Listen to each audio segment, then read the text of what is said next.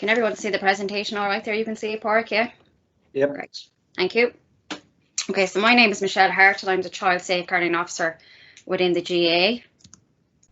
And Park kindly invited us to the webinar tonight to talk about child welfare within the Gaelic Games Association. So we'll kick off and say, what is safeguarding? So safeguarding is the action that is taken to promote the welfare of children and young people and to protect them from harm. Child protection is part of the safeguarding process. It focuses on protecting individual children, young people identified as suffering or likely to suffer significant harm. This includes child protection procedures which detail how to respond to concerns about a child. So when we're going through the presentation tonight, we'll also always be focusing on the paramountcy of the child, so focusing in on the child. So a couple of things. Why do young people why do coaches or adults as yourselves get involved in children's sport?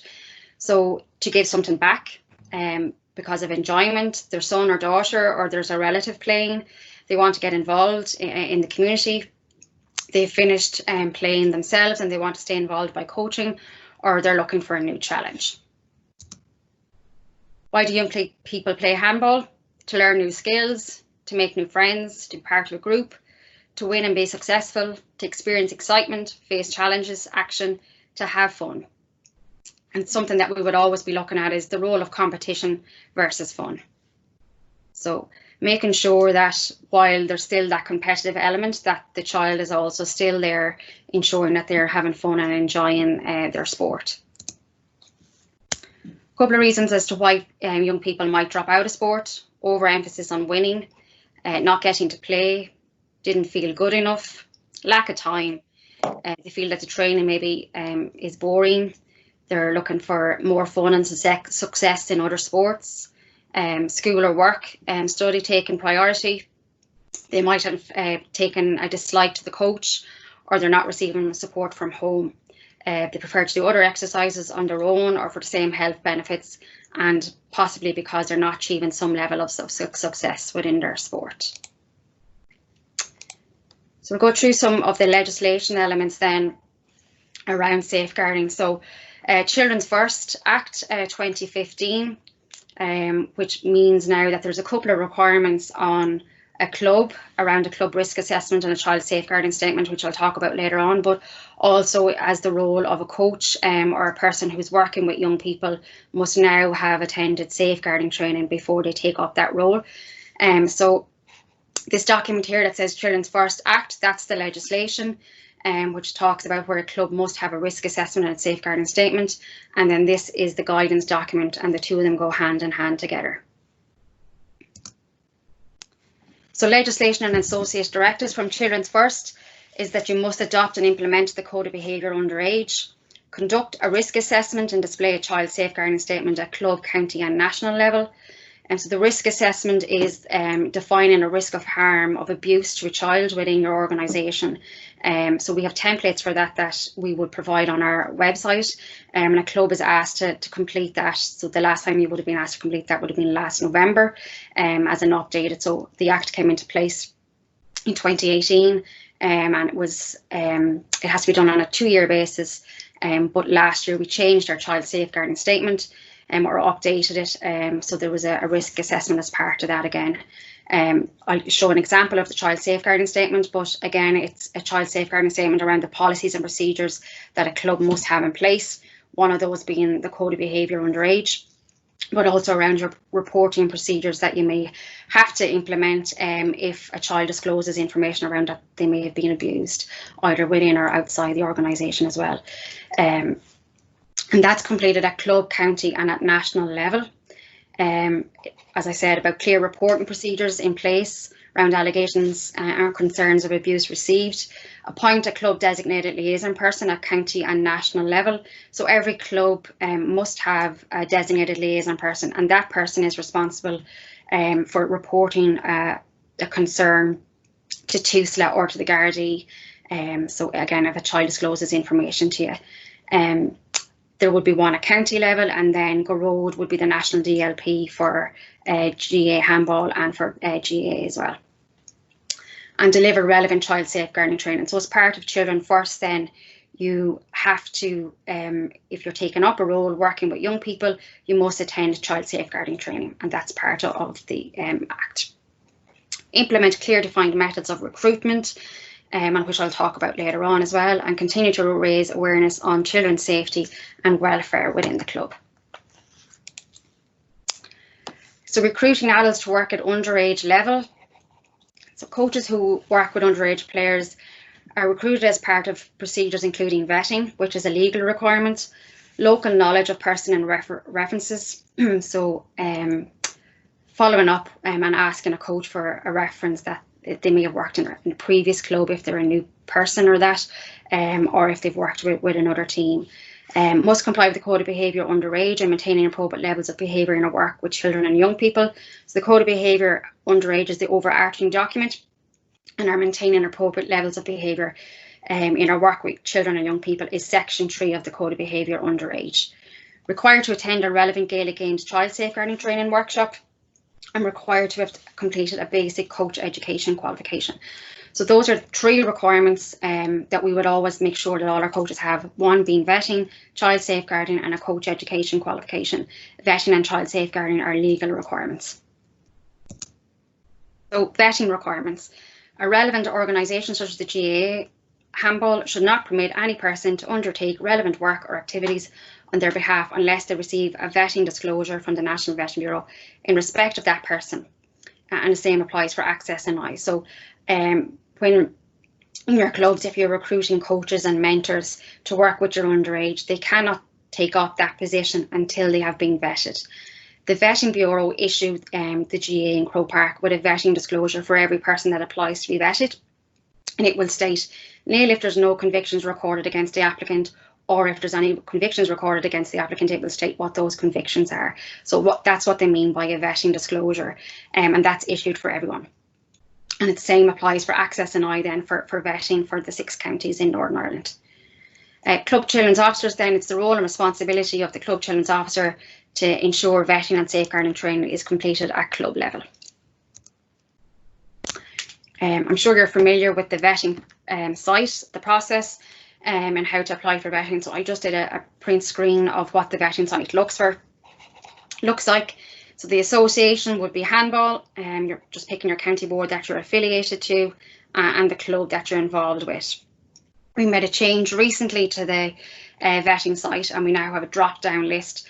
So you would have been able to put in club position role, and you would have been able to put that in yourself. Now that's pre-populated for you, and you just choose from these 15 roles here, you'll see. So these were agreed by the Vetting Bureau.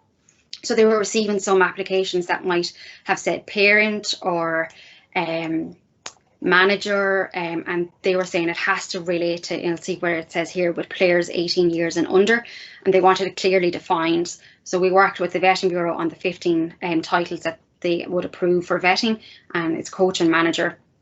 Cool Camps, Artane Band, we went for the Artane Band, caretaker and care and supervision, chaperone, first aid, host family, match officials such as your referee, and mentor of players in 18 years and under, your physiotherapist, our score, people that's involved at score for whether it be for set dancing or whatever the case may be, supervisor working with children or vulnerable persons, and our club and county children's officers, as well as photographers of children's games. So you pick from the drop-down box of which one you're applying to be vetted for. If your application is in relation to FAILA, you'd be taking yes or no. At the time of FAILA, if you tick yes, then we prioritise that vetting. We're able to see exactly who needs it back in time for FAILA. The GAA membership number, while we ask for the membership number, it's not a mandatory field, so you can submit your application without that.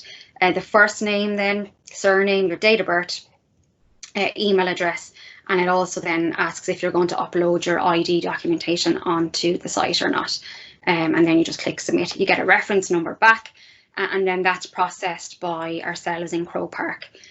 We then process this information, put it onto the Vetting Bureau, and the Vetting Bureau site then will give you back an email with an invite link to complete their vetting form, which asks for all the addresses that you may have lived in since you were born, and if you've any convictions or not on the form. They then go off and do their background checks on it, and as I previously said, they issue then a disclosure to the GAA.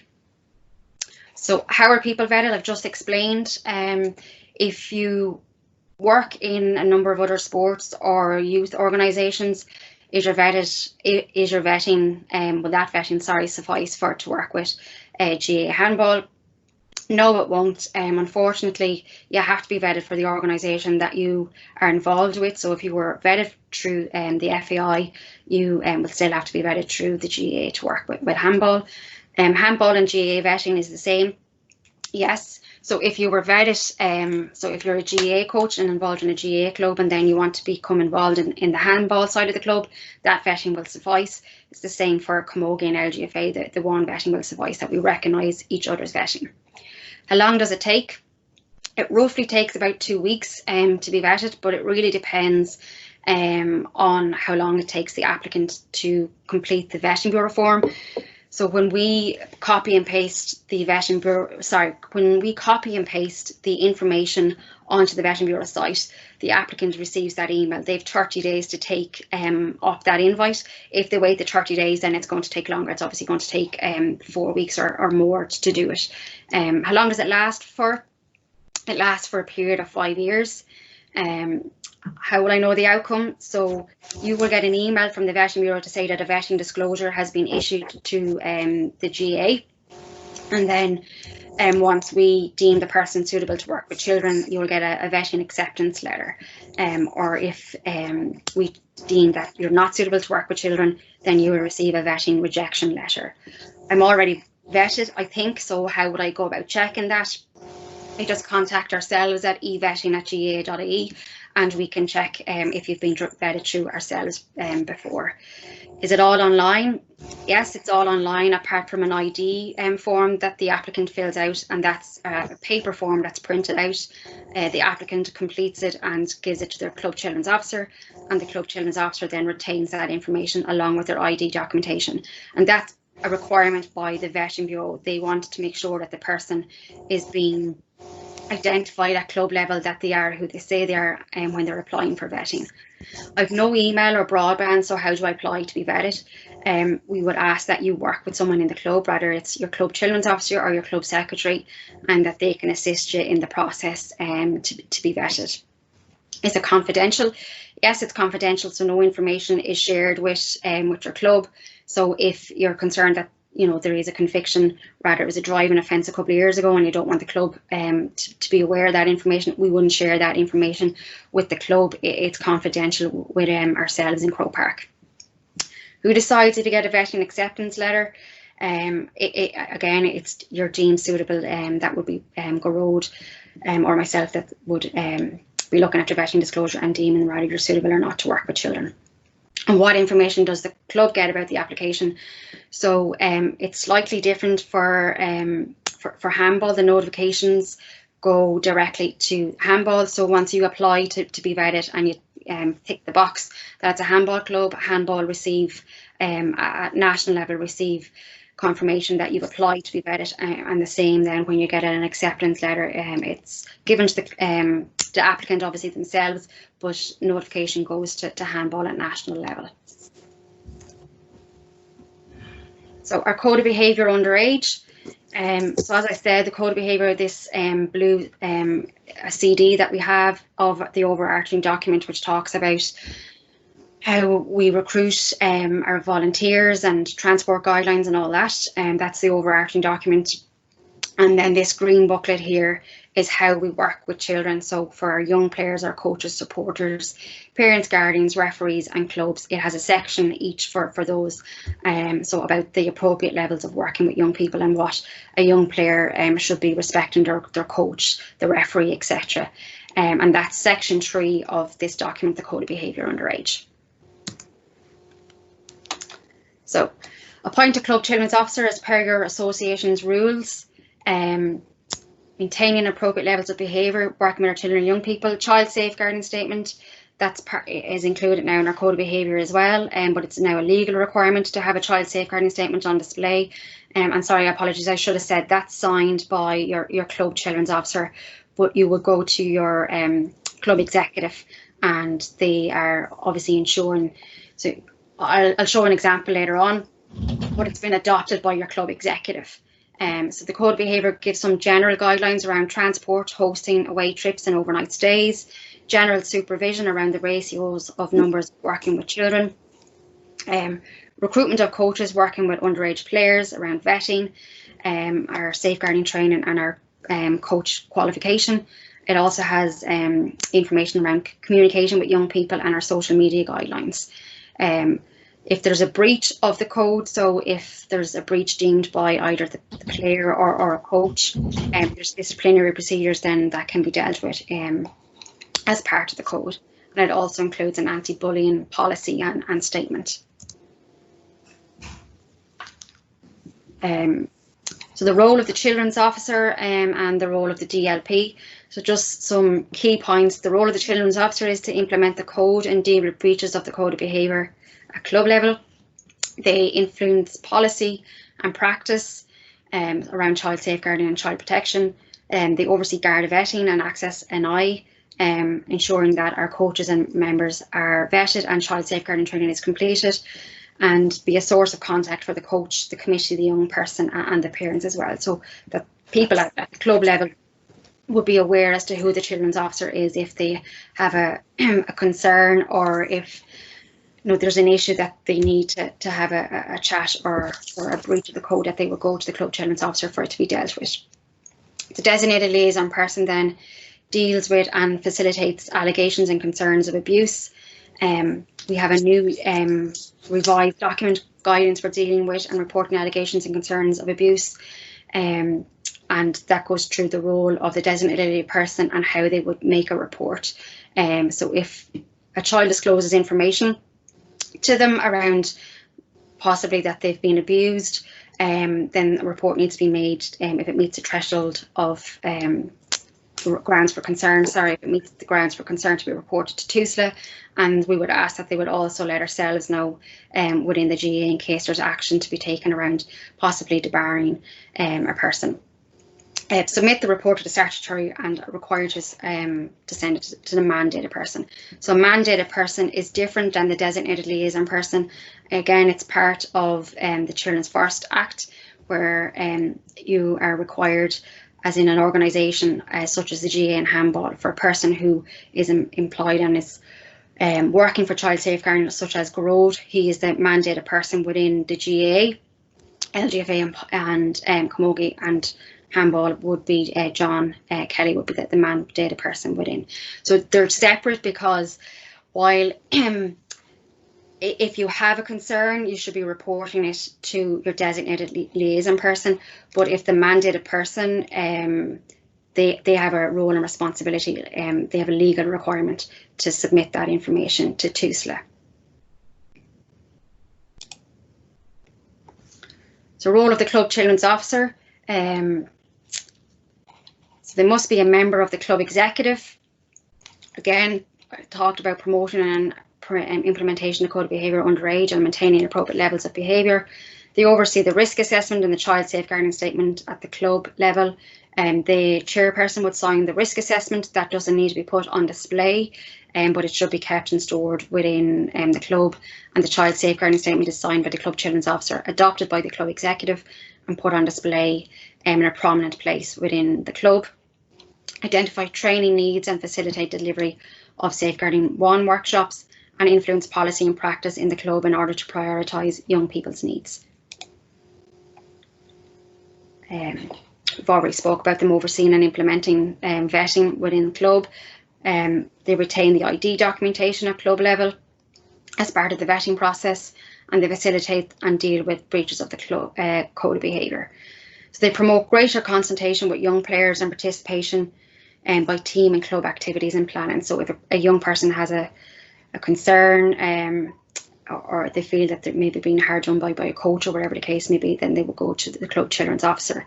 Ensure that there are steps young people may take to express concerns and their experiences within the club. Make yourself known to all underage coaches. As the club children's officer, you should be well known within the club. So Handball designed a poster that we would generically have for Gaelic Games Association, so they've made it more specific for Handball. by including some posters specifically for handball. So Porrick, I'm sure, has copies of posters if people are looking for that. Again, we'd be asking that this is put on display. It gives the examples of the club and coach mentors, parents, guardians, young people, and about giving respect, getting respect, and the club children's officers' contact details can be placed on the poster. I don't know if Gearóid has joined us. Yeah. Okay, thank you, Michelle. Very clear, thanks. Just the slide in front of us is looking at the new booklet, which generally is called the Reporting of Allegations of Abuse booklet. I think the proper title is on screen, Guidance for Dealing with and Reporting Allegations and Concerns of Abuse. Now, it's very detailed, and it's primarily for, executive designated person use. But as was said earlier in an earlier slide, you need to know at the outset, if you're in a club that's also a GA club, is the children's officer in the club and the designated person in the club also handling handball affairs, if I can put it that way? In other words, are they doubling up or even trebling up sometimes when it could be a ladies football in the club as well, or hurling and camogie? So sometimes the one officer does it all. So we need to double check that and try and get that message out. So this booklet will tell you about what is a concern. We obviously give training for designated persons. It's a separate 3-hour training program in addition to the training that children's officers will get. So it brings you through what you should report, how you can report, who you have to tell, how you can record something, not to jump to conclusions, don't run in like a bull in the china shop. Be calm about things, even if the stories you hear are quite shocking. And to be fair to our associations, and you touch wood when you say this, the level of complaints we get aren't terribly high at times, but the ones we do get obviously break the ceiling and they break all barriers. And that's why we have to have a mechanism there to deal with. And it also talks about the designated person, as Michelle has mentioned earlier. And just so that you know, we work closely with John, and I suppose legally, we would look at being the designated person for handball as well as GA, even if John has a legal role under Children First to be the mandated person. So that's more or less that one. As you can see, there's a link before I go off that slide. As you can see, there is a link there to download that booklet at any time, and we'll make sure that it's back up on the handball site as well. Okay, just going on to the next one here on the reasonable grounds for concern. Sometimes people say, what is it you can report, or how do you report, and all that. Now, within the book, there's a section about reasonable grounds for concern. That's actually a legal term under Children First guidance. In other words, what would be enough of either information to make a report? So they capture that in that term, reasonable grounds for concern. So if you thought about it for a second and didn't see the slide and had a blank piece of paper, I'm nearly sure between 20 of us, we would probably hit all of the reasonable grounds if we started writing out what it is. So there's a degree of cop on and common sense also attached here. So obviously, if you see a child, let's say a child comes off the alley and their hands are roaring red, it's probably obvious that it's from, playing handball in that case.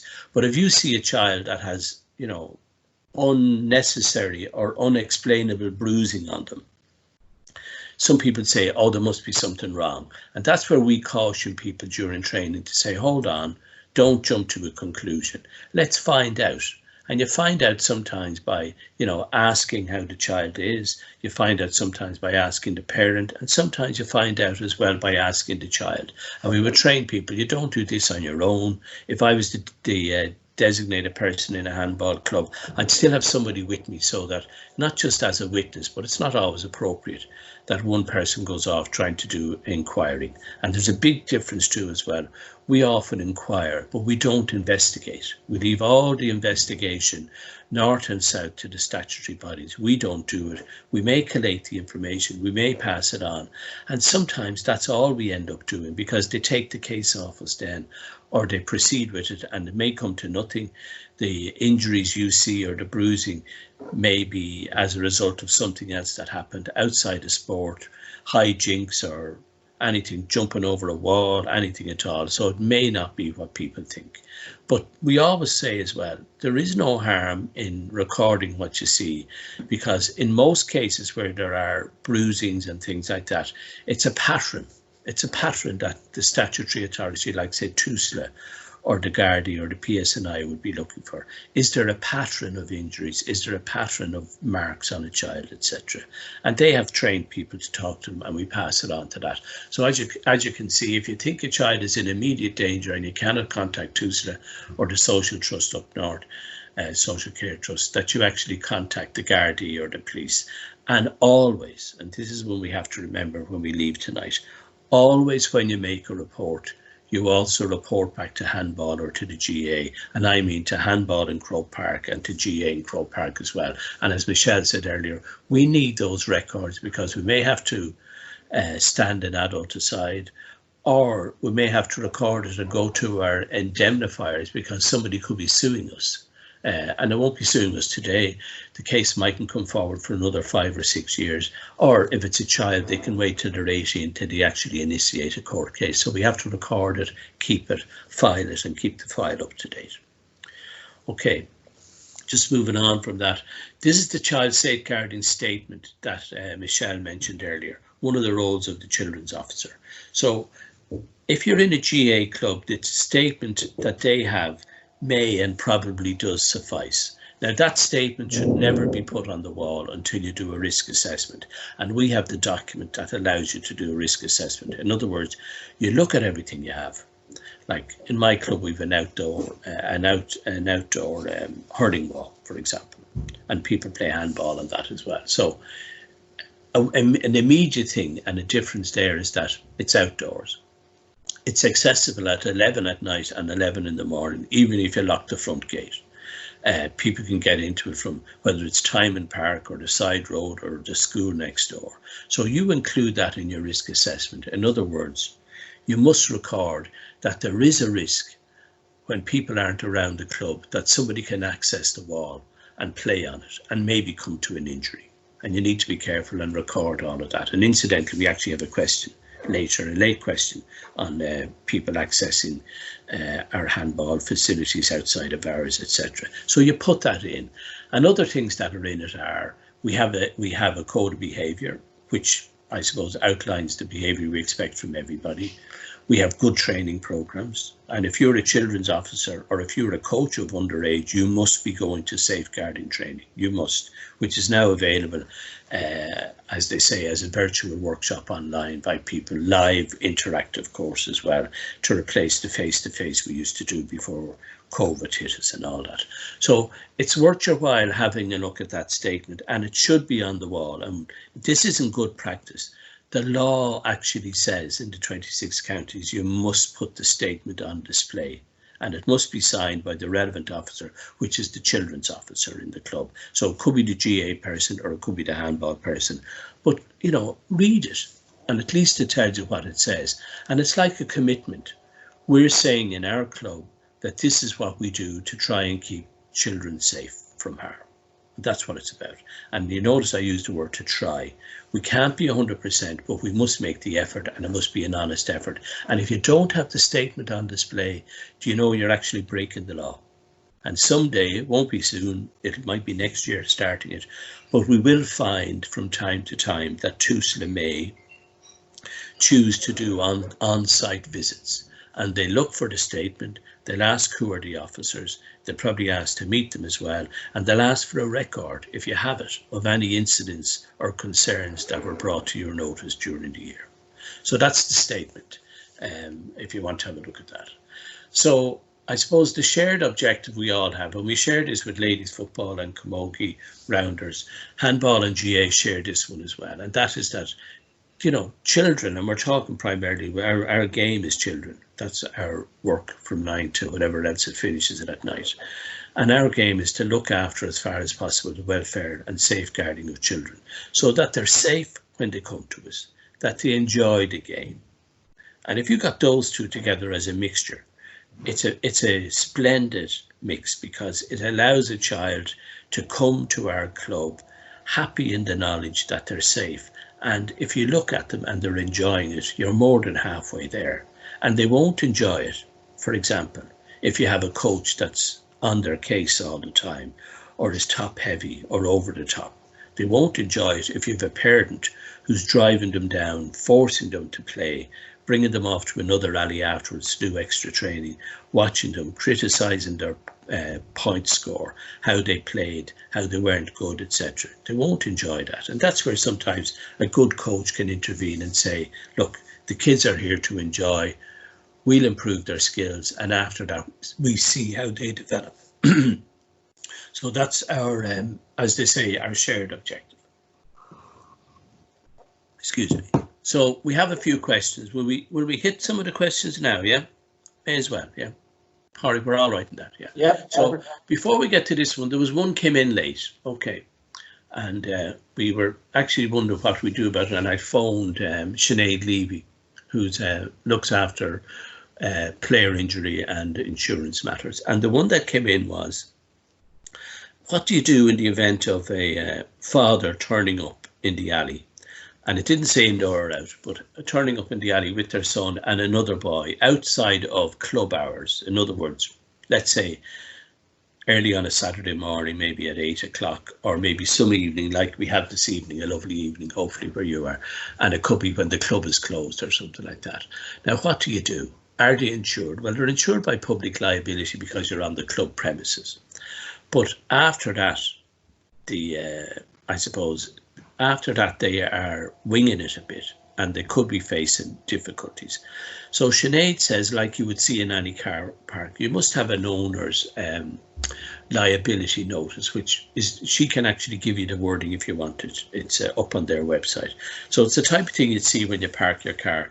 We're not responsible for any theft, etc. from your car. Now they are in a way, but it's a disclaimer to put in the disclaimer first. So the least you should do is put a notice up saying that, you know, this handball alley is for use during official handball club activity and not for use outside of these times or allocated hours. That's the first thing, because if there was an accident, you would be asked in court or by a judge, well, did you give notice that they weren't meant to be using the facility outside of time?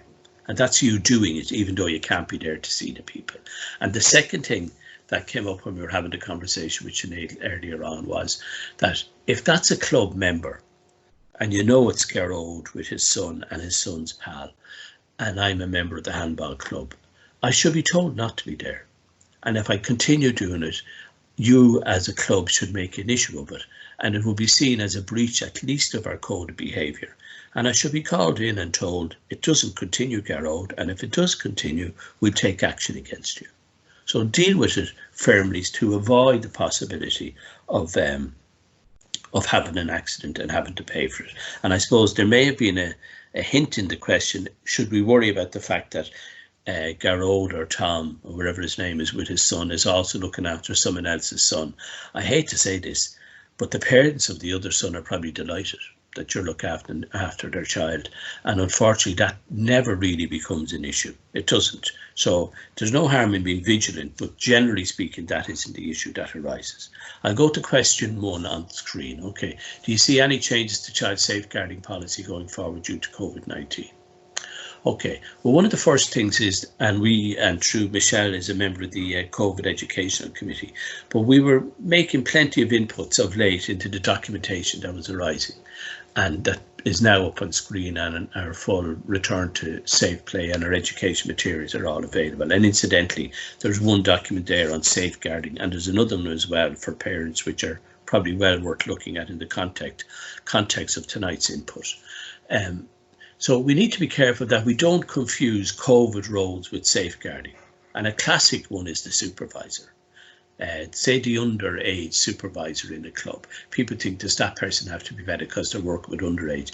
Do you know, if you look carefully what they're doing, they actually aren't working with underage. They have an underage role on behalf of the club, but they don't interact face to face almost with a child. We're not going over taking a child's temperature. That's not going to happen.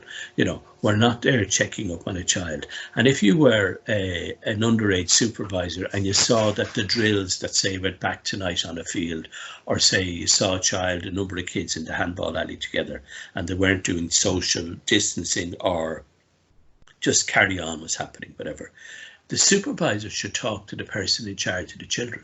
In other words, the coach, and get the coach to resolve things rather than the supervisor walking in ahead of or instead of the person who's in charge of the team. And we've been saying that whether you're talking about an under 10s GA football team or whether you're talking about 16-year-olds playing handball, there is a coach in charge, in other words, the responsible adult, and the supervisor should inform the coach that something either isn't happening in accordance with our documentation or there's a danger that something could be happening down the road. Okay, so the second question we had was, do you see any, what's the second one? In relation to the new situation going forward, the needs for parents to remain on site. Now, not everybody, including me, has read everything that's gone out in relation to COVID-19 from our advisory group. But one of the documents does relate to dropping your child over, etc. Okay, so generally speaking, unless the child walks up or goes up on their bike themselves or whatever else, okay, generally speaking, you will have a parent dropping a child up, or sometimes you will have a parent still, despite COVID issues, dropping up more than their own child due to an agreement made in a neighbourhood or in a road like here. I might have somebody going back years when I was coaching that I used to bring up along with my own fella. Okay, that may still happen. And the document says that, you know, a parent may choose to watch their child at training. And it doesn't have to be the fussy parent. It could be a parent that just, it's a lovely evening, I'd stay out and watch, or whatever else is that. Now, we're limiting that to one parent because of COVID. We're limiting it to one parent.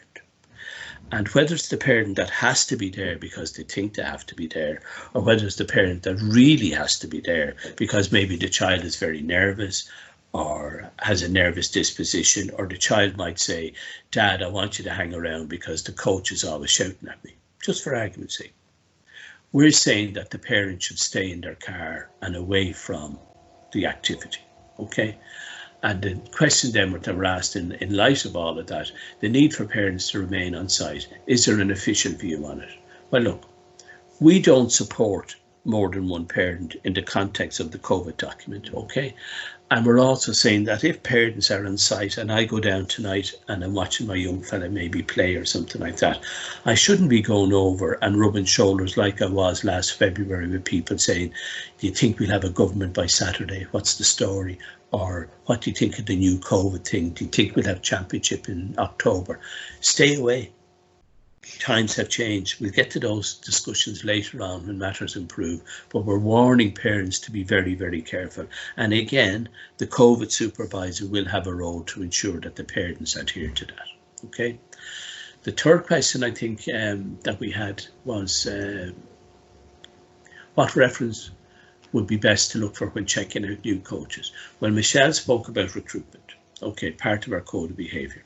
And so is vetting part of recruitment. But we also say if you're getting somebody to work with children, you should ask them, have they got a reference? And a lot of people won't have a reference. But then you say to them, well, look, is there someone we can talk to that'll vouch for you? Where did you coach before?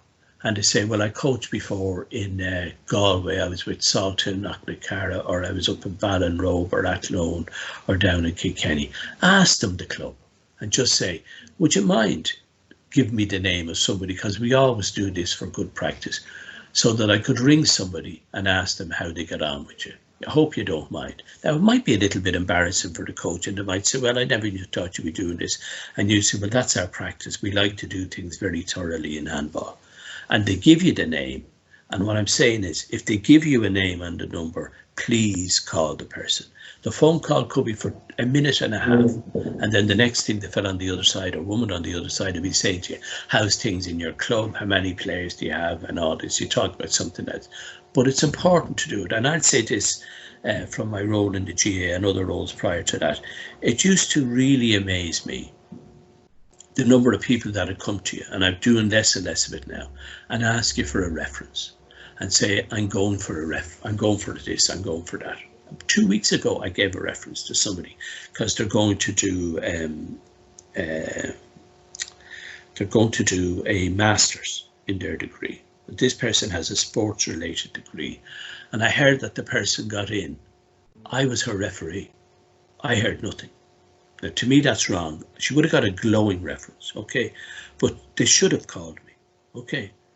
And there are loads of references that I gave over the years where people never called and yet the person got the job. So in this case, we do ask you, pick up the phone, say to someone, listen, do you know Gearóid Ó Maoilmhichíl? He's offered to work with our club. He seems to be sound. I saw him out there the other day. He's very nice, talks to people in a lovely way. Is there anything you want to tell me about him? And at the other end of the phone, the person might be saying, well, and you say, by the way, all of this is confidential. And let them tell you the truth. And there might be a glowing reference, or they might say, listen, good player, nice man, all of that, but, you know, he'd be good with adults, but he wouldn't be good with kids. And take it, you know. Okay, there are 3 questions there, okay? I'll leave this one to Michelle, yeah? So do we have a list of, sorry, there's an echo there. Do we have a list of workshops that we display on our website or on Handball's website? So no, workshops are organised by your club children's officer. If you're looking for a number of people to do it in your club, you can contact a tutor directly, and we have a list of tutors on our safeguarding section, so child safeguarding workshop section. Or you contact your county children's officer and they can liaise with a tutor and pull a number of clubs together to run a workshop. At the moment, as Gearóid said, we're delivering virtual Safeguarding 1 workshops because at the moment we can't deliver face-to-face workshops. So if a person is looking to attend, they're a new coach or they're helping at cool camps, or even a number of people within the club who are new and you're looking to get them to do safeguarding training, they can email myself at safeguardingonline@gaa.ie and we can tell you exactly when there's an availability to attend a virtual Safeguarding 1 workshop. That has the same recognition as a face-to-face workshop, so it will suffice for 3 years. There's also an online refresher safeguarding programme, so if a person has previously attended a safeguarding workshop, it's recently been changed. It was 3 years. It's now, if you attended a workshop in 2015, you can now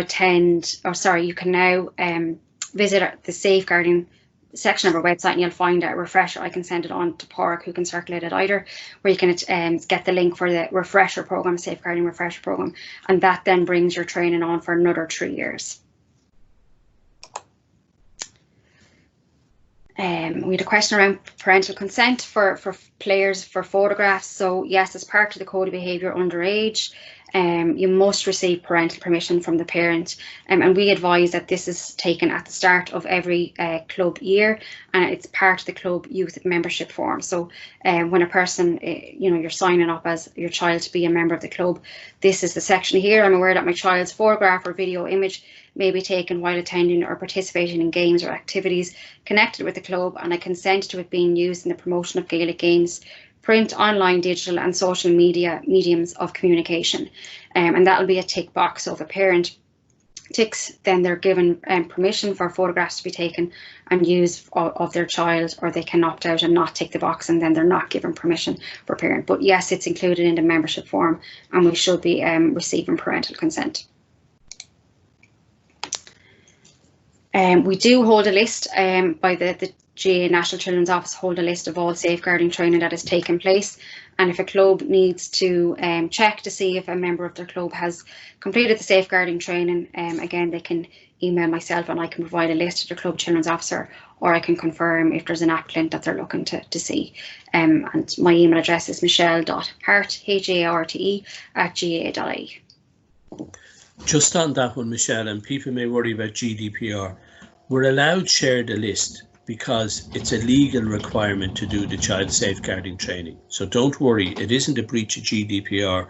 If the club has to do a risk assessment or has to do an audit to see who has completed either vetting or safeguarding, or indeed your own foundation, I presume, in the two that we can supply, the vetting and the safeguarding, we're legally permitted to do so because the club must be able to show legally again that they have fulfilled the requirements when they recruit a coach. So that's what allows Michelle to share that with you. Yeah, and it's the same for the refresher program. So if we have any people that have attended the safeguarding refresher program online, we have a record of that, and that can be shared with the Club Children's Officer as well. I think that's, unless there's any other questions that have come in. No, I don't think so, unless anybody wants to put their hand up and ask any questions now. A couple of minutes if you want.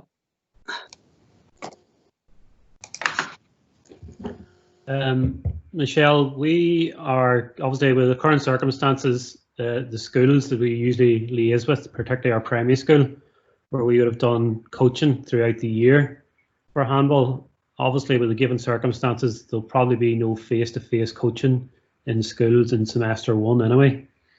Is there anything in terms of like online platforms where we're going to do like online coaching where the kids can engage that way? Is there any additional, stuff we should be considering for that kind of a platform?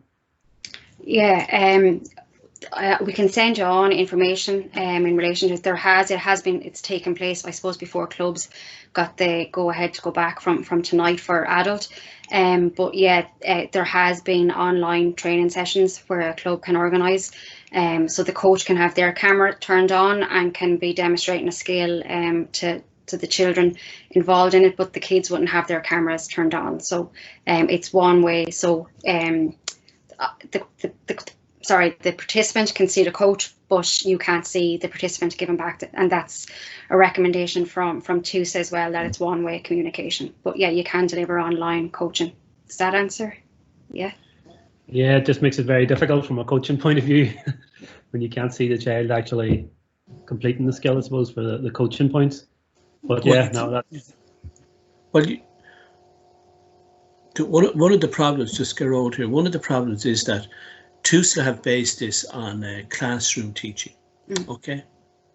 And that's the advice they gave to the Department of Education as well, where you had teachers, in fairness to them, supplying text and teaching to children during this time when they didn't have school. And I agree it is. And one of the reasons that they stopped the camera from the child side was the bullying aspect. And this is a pity to say this, but if a child, well, I'll use very incorrect language, okay. If a child makes a hames of an exercise, or a skill, it does appear from talking to NSPCC up north and TUSLA down here, that there is plenty of evidence to show that the child's peers who are watching him or her play will subsequently make contact with them afterwards and say, Gearóid made a mess of his whatever he did. Okay, if it was blocking and hurling or whatever you had, where it might be off a back wall or something like that, and somebody was trying to do a skill or whatever else, So it does appear that kids will be quick on the mark to bully each other. And indeed, when we were putting out our advice with IT and ourselves, the document that Michelle refers to can be sent on to you, perhaps through Pádraig. We can give it to Pádraig. You can send out to everybody that's joined in this evening, and it's the advice on how to set it up. We set ours up on a weekend where a club in Dublin had been hacked by using Zoom. People may have read about it on the north side near the airport. Okay, and a number of kids that were on it, they were hacked because somebody hacked it with pictures of semi-clad women. That's what happened. Okay, and kids were online, and kids started slagging each other for a couple of weeks after, claiming, was that your mammy I saw on screen, and all of this. And these are tiny kids, so there was a huge degree of bullying by kids against each other. So it's an unfortunate downside of what is a great facility to contact people. If you're doing this stuff in school, they may have their own platform and they may have their own rules. And if a school has a relaxation of that, I think maybe in those circumstances, you're probably covered by the regulations that the school are delivering. But if we're only doing it within our own club, we have to follow the directives that Michelle will send to Pádraig in that document. Okay. Perfect. Thank you. There's another question, Michelle.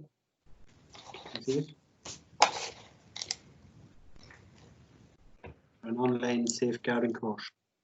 A safeguarding too, so for club children's officers, yeah, we're working on that at the moment, and we hope to have it ready in the next couple of weeks, so roughly in the next 2 weeks, so you can attend a virtual safeguarding 2 workshop as well. Yeah, and incidentally, Michelle showed us there that the Safeguarding 1 virtual workshop is now up and running. I think there's one on tonight actually for the 26 counties, and as of yesterday we agreed the content for the 6 counties. So tomorrow night we're starting to train tutors on that. So give that 10 days and that'll be running as well. And who knows, we might get some face-to-face back soon, but face-to-face, if it does come back, will be delivered parallel with a choice to go online if you wish, doing the virtual one or the face-to-face. So within 10 days we'll be covering the entire country. Okay. Brilliant. Any other questions, folks, before we call it a night? Darryl, you look like you want to ask another question. All right, no more questions. I'm sure I'll get told more tonight or tomorrow night. You will. I'd say that's nearly it, folks. Then I suppose that's the end of webinar 7. Thanks everyone for joining in, and especially thank you for your questions, because I feel that really it helps other people who might want to ask questions, and it helps us all. So thanks very much for sending your questions. Thanks again to Michelle and Gearóid for excellent presentation and for sharing some of their knowledge with us, and we'll be in touch with them again in the future, because delivered at the club forum for us and we had good feedback, and I'm sure I'll receive some good feedback again on them tonight. So thanks again, folks. I suppose next week we move on to GDPR, so we'll have Kelly Cunningham on next week, the Data Protection